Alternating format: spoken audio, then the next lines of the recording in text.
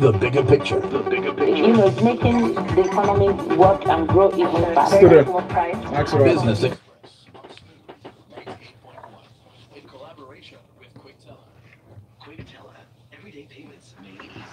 Hey Lagos, what's up? What's up? It's time for us to talk business with Rotus inside of Business Express. And the hashtag on Twitter is Business Express 981. Hello. Hi. Good morning, sir. Good morning. And we have a special guest that join us. Our guest analyst is Ayorinde. Hi. Good morning, Lagos. Good morning. Good morning. Good to have you, man. Yes. All right, Lagos, join the conversation by sending a message to WhatsApp. It's 0809-444-0981. Thank you, sir. Of course, Iron Day is of Afri Invest. Afri Invest in the building here today. So, in fact, we're talking downstairs. Very, very tepid stuff on the markets, man. Sure. I mean, I don't even know why I'm going over that. I have to do it for people who want to know. So all share index was down by 0.04%. 41,155 points is where we closed. The market's still at 14.9 trillion naira.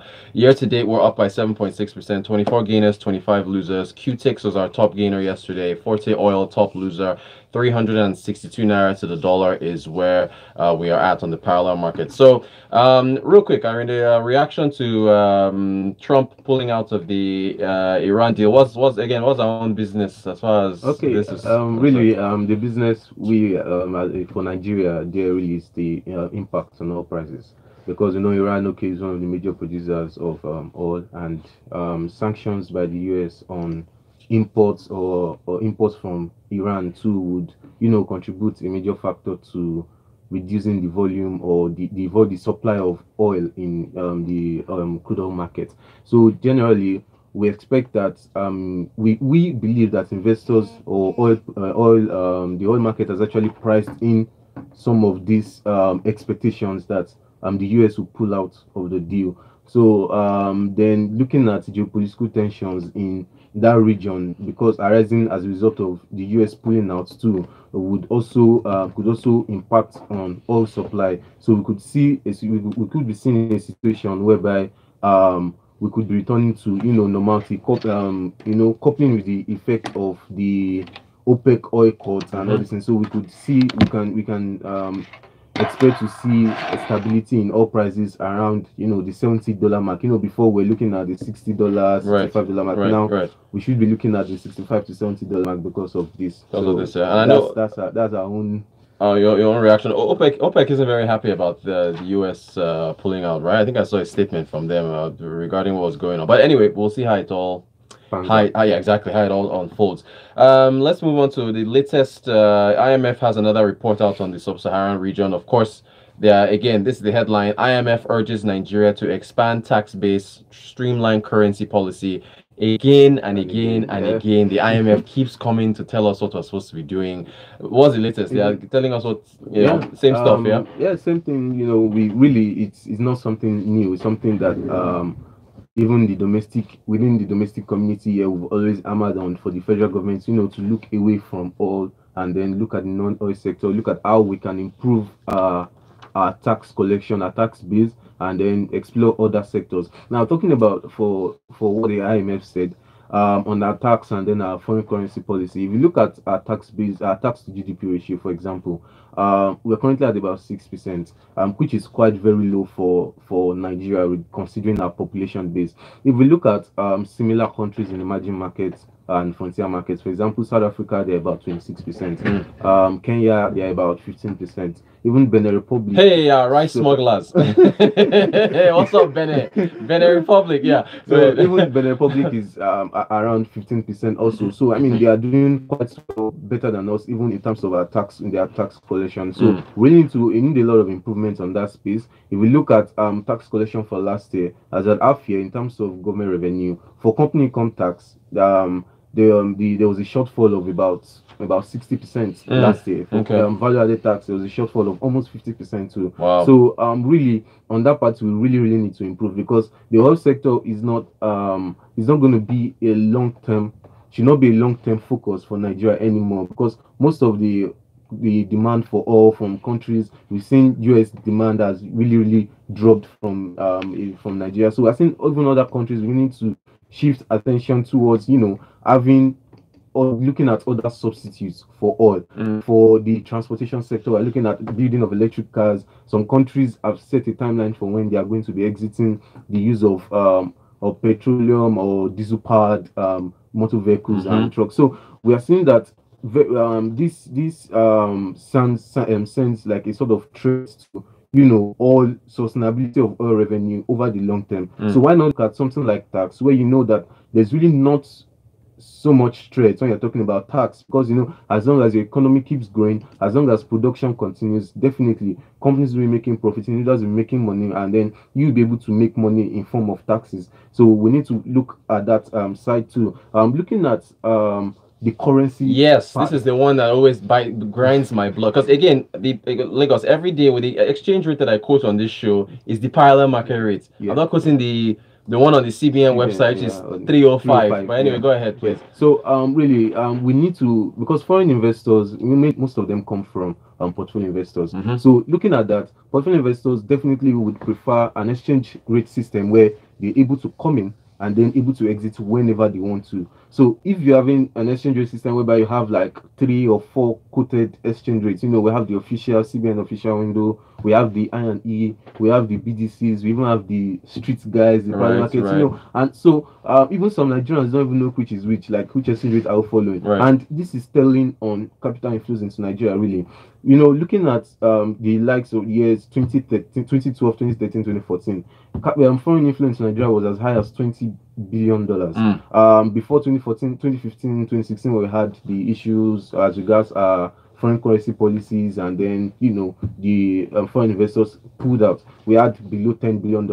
Currently, we're at about $12.2 billion for 2017, which is an improvement from previous years, but we are still not back to where we are coming from, and we could tie this majorly to that perception as regards our foreign exchange system. So there's need to harmonize. The I&E window is the policy, but what's the plan for the long going term? forward? That's what we're into. Lagos, I guarantee you 3 months from now there'll be another report from IMF, and we'll go over the same headline again about Nigeria needs to increase tax base, harmonize currencies, and so on and so forth. And this one has an entry on WhatsApp. It says, "Hi guys, you have to be fair to the government. Most of what they've done since last year is to increase tax collection. We as citizens have to get with the program." All right, thank you, Adiso. In fact, we're going to hop into that right now. Let's look at a report from Deloitte, the Economic Recovery and Growth Plan (ERGP), an assessment of the journey so far. Ayo, let's take the lead here, Beg. What Deloitte talking about? This looks like a very really the report basically is about the achievements of economic recovery. Say that again. Achievements, yes. Yes. Okay, achievements. Okay, all right. Let's just make sure we're on the same page. About the achievements of the ERGP so far from the time it was released and now, which was April of last year. So, we are saying that the inclusion of the I&E window and VIDs in the reports really, we know that those two initiatives or initiatives basically. And we're not including the ERGP. I need you to say this again. Wait, so the first line of this thing from Deloitte states under achieve 1, VIDs, yeah. 2, the I&E window. Actually, not part of the ERGP. So yes, they were not part of it. Right. On their own. So, but basically, even looking at the achievements, it still points out to the fact that we are a long way. If we are to achieve the objectives outlined by the government in this plan, we are still a long way off. Looking at well, let's start with VIDs, because Lagos, remember about 2-3 weeks ago we're going back and forth about the amount collected. I was like, where is we don't know the amounts. People were saying it's a state initiative. So what's the amount that they say have they collected? 20 billion. 20 billion. What was the target? Target is 305 billion. 300. So that's less than 10%. After how long? After 8 months. 8 months. So if we do an annualized basis, that means they would have done 30 billion in 12 months. 30 billion in the accounts, hopefully, but it didn't happen. Yeah. So if we say okay, let's go ahead and be kind enough to the government and say okay, they try to do 60 billion a month. I mean, it means it will take them about 5 years to achieve 305 That's billion. being generous at 60 billion. No, so, and then the RGP is planned for between 2017 to 2020. 4 years. So I mean, by 2020, you won't have collected anything. So, I mean, on that part, it's even the target GDP growth rate of is in utopian region, really. Right. Looking at inflation single digit by the end of the year, we don't see that happening too. So basically, even the electricity figure which was put there that we are currently at 5,000 megawatts, really I don't think we're at 5,000 megawatts At all. So but even if we are saying that maybe just looks like the one that is achievable if we say we are on 5,000 megawatts by now. So but really a lot still needs to be done on the side of the government, really, because majority of the improvements we have seen in the Nigerian economy today is they are all cyclical. Please, I want to go on that point. I know I run out of, but really, that's cyclical because the second line is stabilize the macro environment. Deloitte now puts sustained recovery from recession and growth in GDP to 1.9% as at Q4.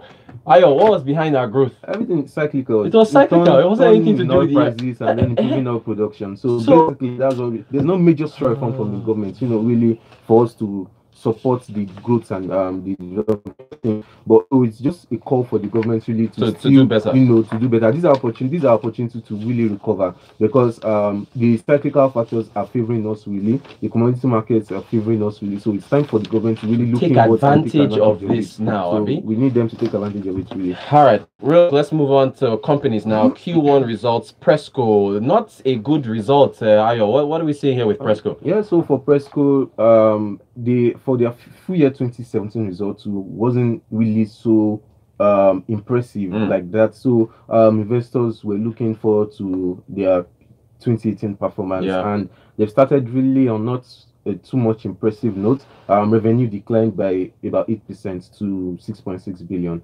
So looking at even down to their bottom line, there were a lot of impact effects from cost pressures. I think just their cost of sales declined marginally by about 0.7%. But looking at other cost factors, there was a lot of increase in OPEX, about 20% increase in OPEX, and it trickled down like that. If you look at some of their major ratios, you see that their COGS margin, that's their cost of sales margin, increased, from 20.2% to 22.1%. Even if you look at the OPEX margin, even when despite the fact that OPEX declined, although marginally, OPEX margin still increased, largely because revenue too was on the downside. So unlike Okomu, where we saw very, very significant improved performance for Okumu in first quarter, we are not seeing that on the side of Presco, and believe it's largely due to their struggle for volumes on the revenue side. So then we're also seeing their balance sheet too is also a little bit sort of leverage, because they have borrowed